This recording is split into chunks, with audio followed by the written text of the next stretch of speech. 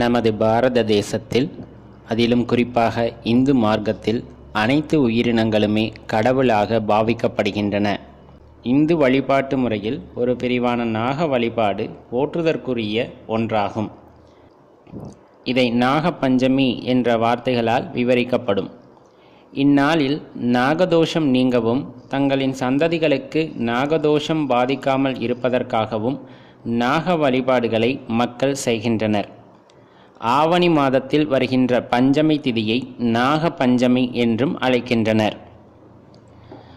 ஒரு பெண் பாம்பினால் இறந்த தன் அண்ணன்களை ஈசனின் அருளால் உயிர் பெற வைத்த நாள் என்பதால் இந்நாளில் பூஜை செய்தால் கணவனுக்கும் சகோதரர்களுக்கும் ஆயுள் அதிகரிக்கும் என்பது நம்பிக்கையாக நிலவுகின்றது.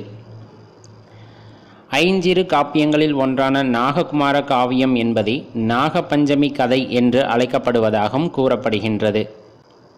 இந்த நாக பஞ்சமி என்ற விரதம் உருவானதற்கான காரணமாக கூறப்படுவது, ஒரு கிராமத்தில் ஒரு பெண் தன்னுடைய 7 அண்ணன்களுடன் வசித்து வந்ததாகவும், வயல் வேலைகளை செய்யும் தன் அண்ணன்களுக்கு உணவை எடுத்து செல்வது வழக்கமாக கொண்டிருந்ததாகவும் கூறப்படுகின்றது. அவ்வாறு செல்லும் ஒரு நாளில் கருடன் ஒரு நாக தன் கால்களில் பிடித்து தூக்கி கொண்டு பறந்து சென்றிருக்கின்றது. வலி தாங்காமல் அந்த பாம்பானது தனது விடத்தை கக்கியிருக்கின்றது.